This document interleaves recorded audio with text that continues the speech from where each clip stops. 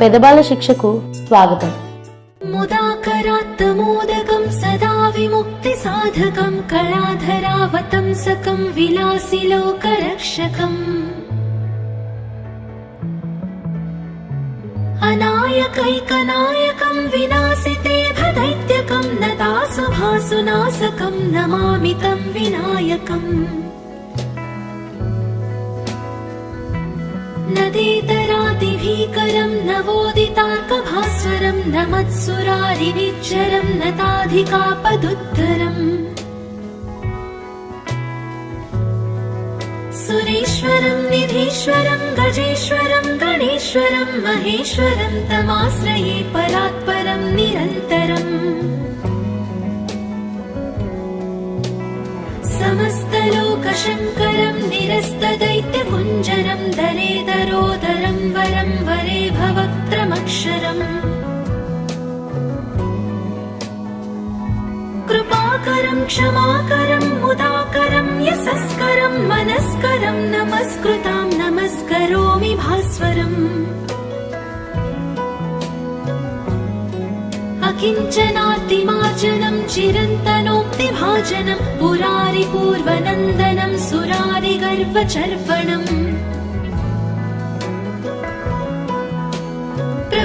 प्रपञ्चनासभीषणं धनञ्जयादिभूषणं कपोलदानवारणं भजे पुराणवारणम्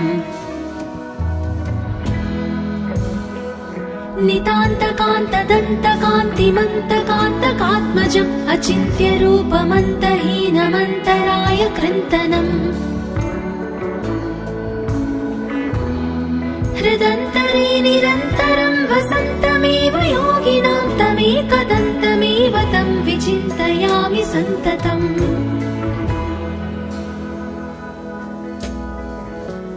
महागणेश पञ्चरत्नमादरेण योऽन्वहं प्रजल्पति प्रभातके हृदि स्मरन् गणेश्वरम् अरोगतामदोषतां सुसाहितिं सुपुत्रतां समाहितायुरष्टभूतिमभ्युपैति सोच्चिरात् मुदाकरात्तमोदकं सदा विमुक्तिसाधकं कलाधरावतंसकं विलासिलोकरक्षकम् अनायकैकनायकं विनाशिते भदैत्यकं नतासुभासुनाशकं नमामि तं विनायकम् नदेतरादिभीकरं नवोदितार्कभास्वरं नमत्सुरारिनिच्चरं नताधिकापदुद्धरम् सुरेश्वरं निधीश्वरं गजेश्वरं गणेश्वरं महेश्वरं तमाश्रये परात्परं निरन्तरम् समस्तलोकशङ्करं निरस्तदैत्यकुञ्जरं दलेदरोदरं वरं वरे भवक्त्रमक्षरम् कृपाकरं क्षमाकरं मुदाकरं यशस्करं मनस्करं नमस्कृतां नमस्करोमि भास्वरम् अकिञ्चनार्तिमार्जनं चिरन्तनोक्तिभाजनं पुरारिपूर्वनन्दनं सुरारिगर्वचर्वणम्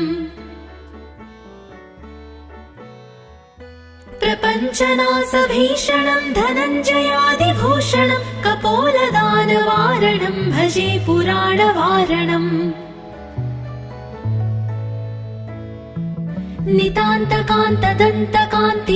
नितान्तकान्तदन्तकान्तिमन्तकान्तकात्मजम् अचिन्त्यरूपमन्तहीनमन्तराय कृन्तनम् हृदन्तरे निरन्तरं वसन्तमेव योगिनां तमेकदन्तमेव तं विचिन्तयामि सन्ततम्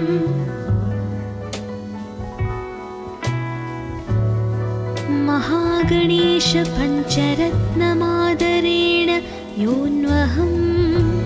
प्रजल्पति प्रभातके हृदि स्मरन् गणेश्वरम् अरोगताम कृपाकरक्षमाकरमुदाकरमुदाकरमदोषतां सुसाहितिं सुपुत्रताम् समाहितायुरष्टभूतिमभ्युपैति सोच्चिरात् मुदाकरात् मोदकं सदा विमुक्तिसाधकं कलाधरावतंसकं विलासिलोकरक्षकम् अनायकैकनायकं विनाशिते भदैत्यकं नतासुभासुनाशकं नमामि तं विनायकम् नदेतरातिभीकरं नवोदितार्कभास्वरं नमत्सुरारिनिच्चरं नताधिकापदुद्धरम् सुरेश्वरं निधीश्वरं गजेश्वरं गणेश्वरं महेश्वरं तमाश्रये परात्परं निरन्तरम्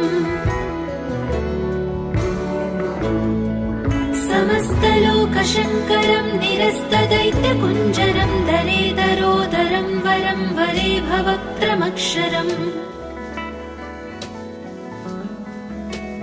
कृपाकरं क्षमाकरं मुदाकरं यशस्करं मनस्करं नमस्कृतां नमस्करोमि भास्वरम् अकिञ्चनार्तिमार्जनं चिरन्तनोक्तिभाजनं पुरारिपूर्वनन्दनं सुरारिगर्वचर्वणम् प्रपञ्चनासभीषणं धनञ्जयादिभूषणं कपोलदानवारणं भजे पुराणवारणम् नितान्तकान्तदन्तकान्तिमन्तकान्तकात्मजम् अचिन्त्यरूपमन्तहीनमन्तराय कृन्तनम् हृदन्तरे निरन्तरं वसन्तमेव योगिनां तमेकदन्तमेव तं विचिन्तयामि सन्ततम्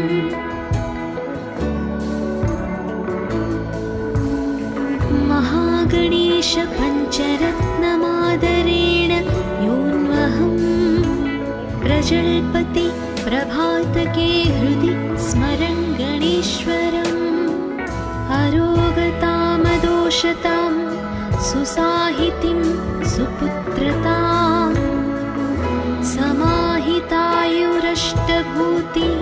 समाहितायुरष्टभूतिमभ्युपैति सोच्चिरात् मुदाकरात् मोदकं सदा विमुक्तिसाधकं कलाधरावतंसकं विलासिलोकरक्षकम् अनायकैकनायकं विनाशिते भदैत्यकं नतासुभासुनाशकं नमामि तं विनायकम्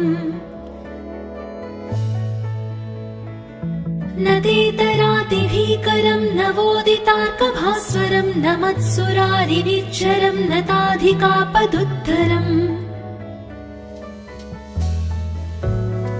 सुरेश्वरं निधीश्वरं गजेश्वरं गणेश्वरं महेश्वरं तमाश्रये परात्परं निरन्तरम्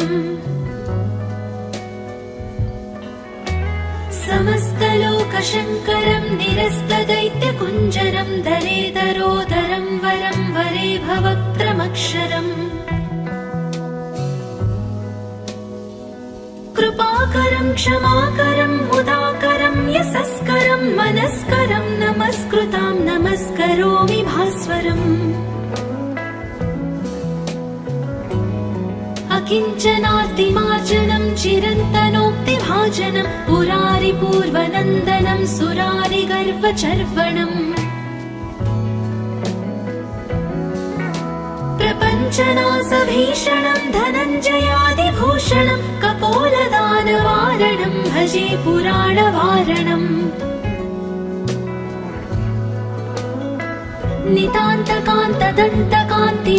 नितान्तकान्तदन्तकान्तिमन्तकान्तकात्मजम् अचिन्त्यरूपमन्तहीनमन्तराय कृन्तनम् हृदन्तरे निरन्तरं वसन्तमेव योगिनां तमेकदन्तमेव तं विचिन्तयामि सन्ततम्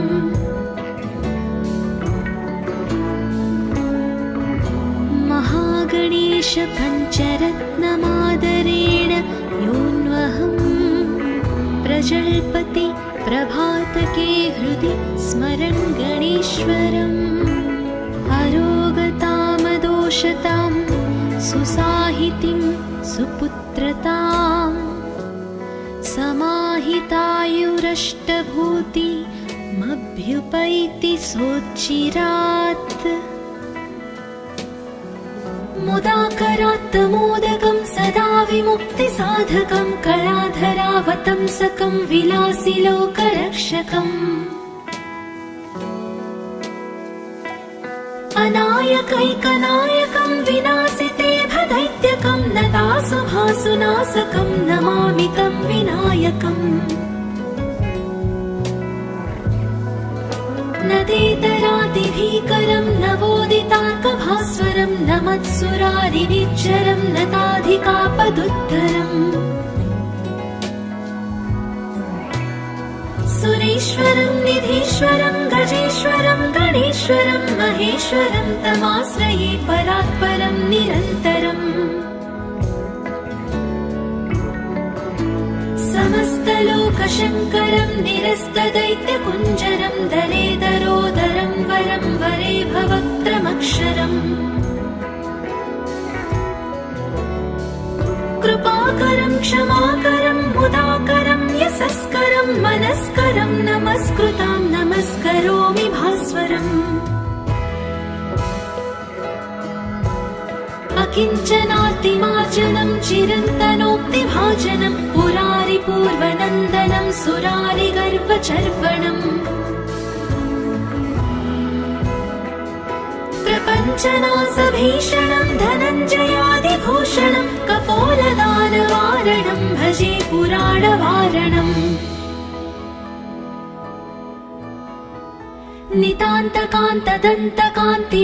नितान्तकान्तदन्तकान्तिमन्तकान्तकात्मजम् अचिन्त्यरूपमन्तहीनमन्तराय कृन्तनम् हृदन्तरे निरन्तरं वसन्तमेव योगिनां तमेकदन्तमेव तं विचिन्तयामि सन्ततम्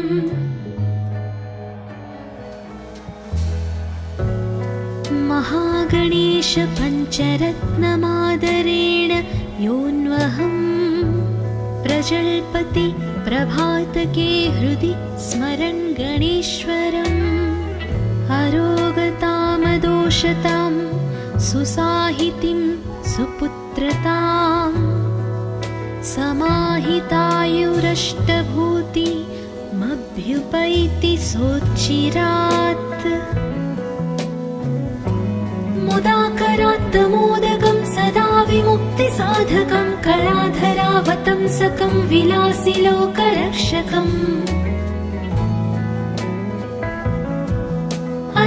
अनायकैकनायकं विनाशिते भदैत्यकं नतासुभासुनाशकं नमामि तं विनायकम् नदेतरादिभीकरं नवोदितार्कभास्वरं नमत्सुरारिनिच्चरं नताधिकापदुद्धरम् सुरेश्वरं निधीश्वरं गजेश्वरं गणेश्वरं महेश्वरं तमाश्रये परात्परं निरन्तरम् समस्तलोकशङ्करं निरस्तदैत्यकुञ्जरं दरेदरोदरं वरं वरे भवक्त्रमक्षरम् कृपाकरं क्षमाकरं मुदाकरं यशस्करं मनस्करं नमस्कृतां नमस्करोमि भास्वरम् अकिञ्चनार्तिमार्जनं चिरन्तनोक्तिभाजनं पुरारिपूर्वनन्दनं सुरारिगर्वचर्वणम् प्रपञ्चनासभीषणं धनञ्जयादिभूषणं कपोलदानवारणं भजे पुराणवारणम्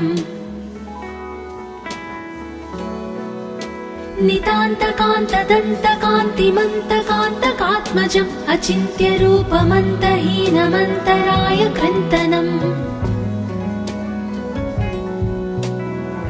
हृदन्तरे निरन्तरं वसन्तमेव योगिनां तमेकदन्तमेव तं विचिन्तयामि सन्ततम्।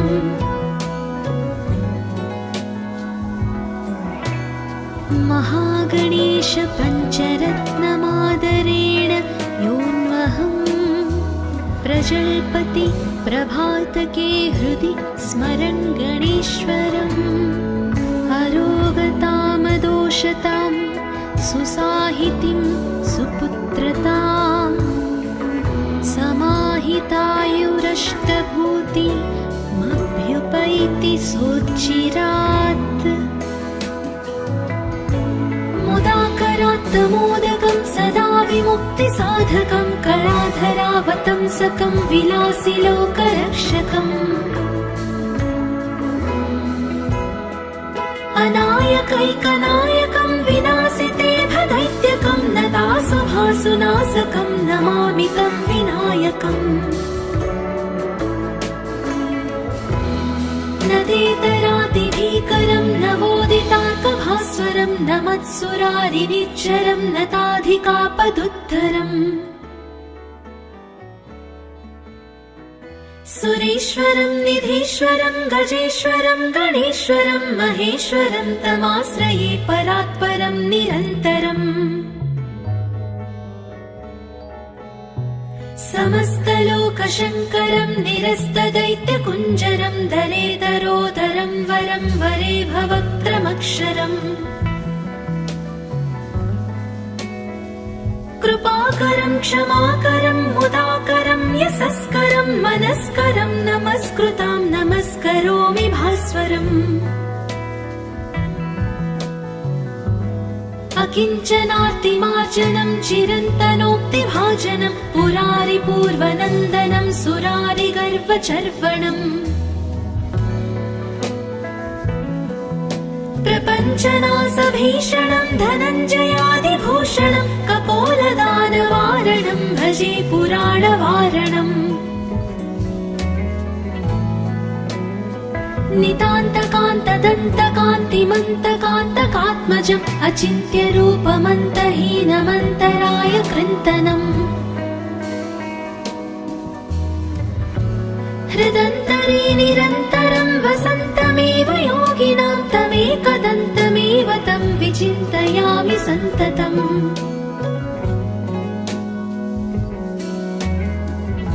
महागणेश पञ्चरत्नमादरेण योऽन्वहम्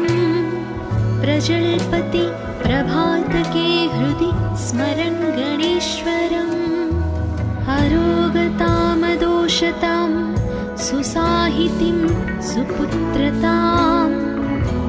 समाहितायुरष्टभूतिमभ्युपैति सोच्चिरात्।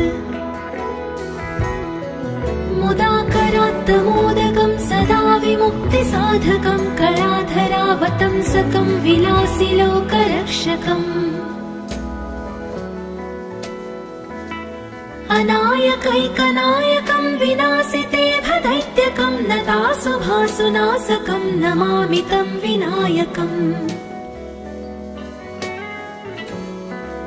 नदेतरातिभीकरं नवोदितार्कभास्वरं नमत्सुरारिनिच्चरं नताधिकापदुद्धरम्।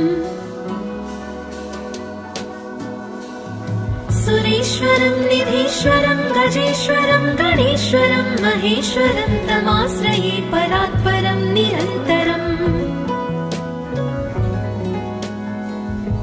समस्तलोकशङ्करं निरस्तदैत्यकुञ्जरं दलेदरोदरं वरं वरे भवक्त्रमक्षरम्। कृपाकरं क्षमाकरं मुदाकरं यशस्करं मनस्करं नमस्कृतां नमस्करोमि भास्वरम्। अकिञ्चनार्तिमार्जनं चिरन्तनोक्तिभाजनं पुरारिपूर्वनन्दनं सुरारिगर्वचर्वणम्।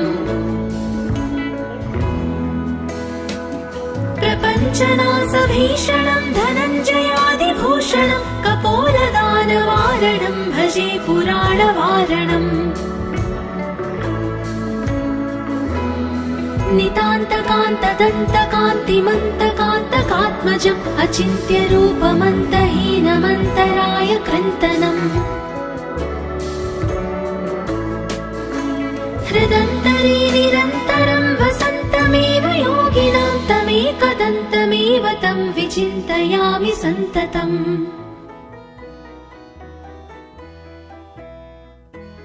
महागणेश पञ्चरत्नमादरेण योऽन्वहम् प्रजल्पति प्रभातके हृदि स्मरन् गणेश्वरम् अरोगतामदोषतां सुसाहितिं सुपुत्रताम् समाहितायुरष्टभूतिमभ्युपैति सोच्चिरात् मुदाकरात् मोदकं सदा विमुक्तिसाधकं कलाधरावतंसकं विलासिलोकरक्षकम् अनायकैकनायकं विनाशिते भदैत्यकं नतासुभासुनाशकं नमामि तं विनायकम् नदेतरातिभीकरं नवोदितार्कभास्वरं नमत्सुरारिनिच्चरं नताधिकापदुद्धरम् सुरेश्वरं निधीश्वरं गजेश्वरं गणेश्वरं महेश्वरं तमाश्रये परात्परं निरन्तरम् समस्तलोकशङ्करं निरस्तदैत्यकुञ्जरं दरेदरोदरं वरं वरे भवक्त्रमक्षरम् कृपाकरं क्षमाकरं मुदाकरं यशस्करं मनस्करं नमस्कृतां नमस्करोमि भास्वरम् अकिञ्चनार्तिमार्जनं चिरन्तनोक्तिभाजनं पुरारिपूर्वनन्दनं सुरारिगर्वचर्वणम् प्रपञ्चनाशभीषणं धनञ्जयादिभूषणं कपोलदानवारणं भजे पुराणवारणम्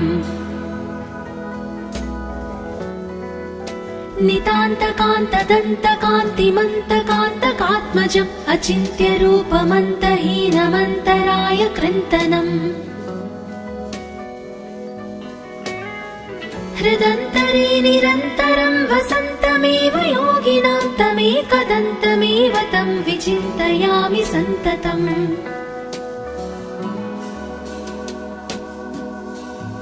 महागणेश पञ्चरत्नमादरेण योऽन्वहम् प्रजल्पति प्रभातके हृदि स्मरन् गणेश्वरम् अरोगतामदोषतां सुसाहितिं सुपुत्रताम् समाहितायुरष्टभूतिमभ्युपैति सोच्चिरात् मुदाकरात् मोदकं सदा विमुक्तिसाधकं कलाधरावतंसकं विलासिलोकरक्षकम् अनायकैकनायकं विनाशिते भदैत्यकं नतासुभासुनाशकं नमामि तं विनायकम् नदेतरातिभीकरं नवोदितार्कभास्वरं नमत्सुरारिनिच्चरं नताधिकापदुद्धरम् सुरेश्वरं निधीश्वरं गजेश्वरं गणेश्वरं महेश्वरं तमाश्रये परात्परं निरन्तरम्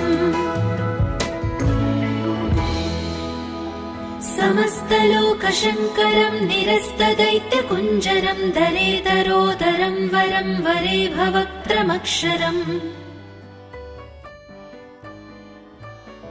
कृपाकरं क्षमाकरं मुदाकरं यशस्करं मनस्करं नमस्कृतां नमस्करोमि भास्वरम्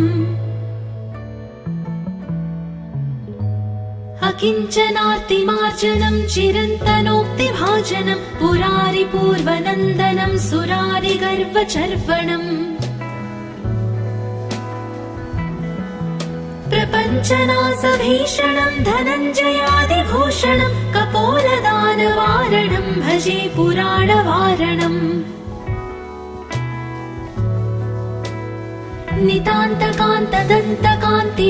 नितान्तकान्तदन्तकान्तिमन्तकान्तकात्मजम् अचिन्त्यरूपमन्तहीनमन्तराय कृन्तनम् हृदन्तरे निरन्तरं वसन्तमेव योगिनां तमेकदन्तमेव तं विचिन्तयामि सन्ततम्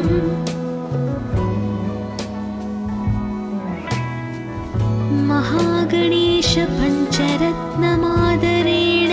योऽन्वहं प्रजल्पति प्रभातके हृदि स्मरन् गणेश्वरम् अरोगतामदोषतां सुसाहितिं सुपुत्रतां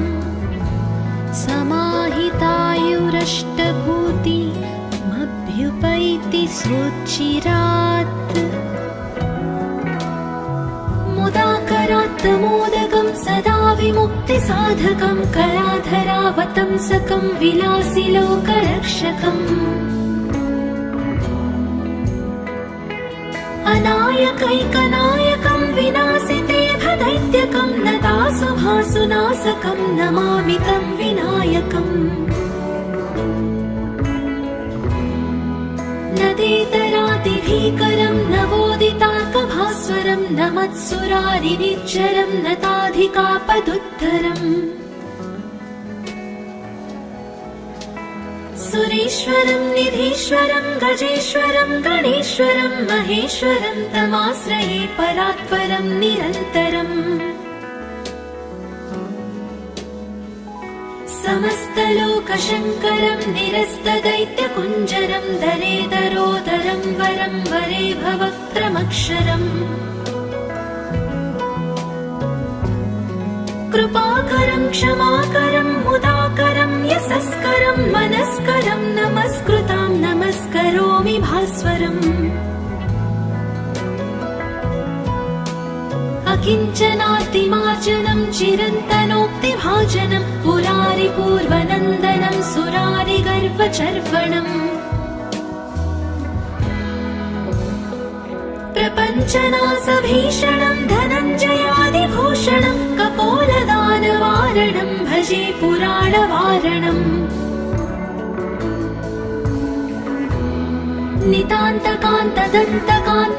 नितान्तकान्तदन्तकान्तिमन्तकान्तकात्मजम् अचिन्त्यरूपमन्तहीनमन्तराय कृन्तनम्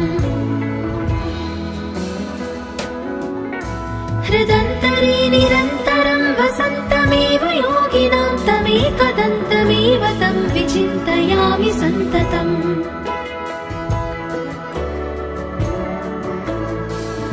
महागणेश पञ्चरत्नमादरेण योऽन्वहं प्रजल्पति प्रभातके हृदि स्मरन् गणेश्वरम् अरोगतामदोषतां सुसाहितिं सुपुत्रतां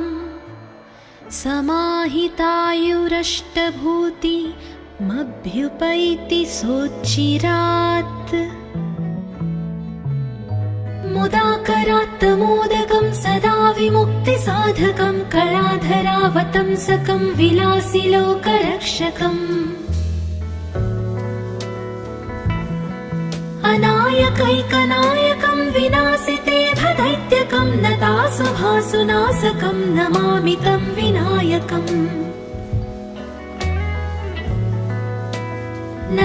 नदेतरातिभीकरं नवोदितार्कभास्वरं नमत्सुरारिनिच्चरं नताधिकापदुद्धरम् सुरेश्वरं निधीश्वरं गजेश्वरं गणेश्वरं महेश्वरं तमाश्रये परात्परं निरन्तरम् समस्तलोकशङ्करं निरस्तदैत्यकुञ्जरं दरेदरोदरं वरं वरे भवक्त्रमक्षरम् कृपाकरं क्षमाकरं मुदाकरं यशस्करं मनस्करं नमस्कृतां नमस्करोमि भास्वरम् किञ्चनार्तिमार्जनं चिरन्तनोक्तिभाजनं पुरारिपूर्वनन्दनं सुरारिगर्वचर्वणम् प्रपञ्चनासभीषणं धनञ्जयादिभूषणं कपोलदानवारणं भजे पुराणवारणम् नितान्तकान्तदन्तकान्तिमन्तकान्तकात्मजम् अचिन्त्यरूपमन्तहीनमन्तराय कृन्तनम् हृदन्तरे निरन्तरं वसन्तमेव योगिनां तमेकदन्तमेव तं विचिन्तयामि सन्ततम्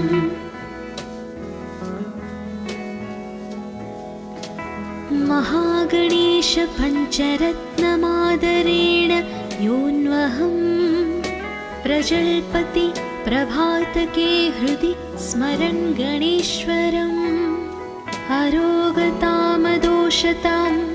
सुसाहितिं सुपुत्रतां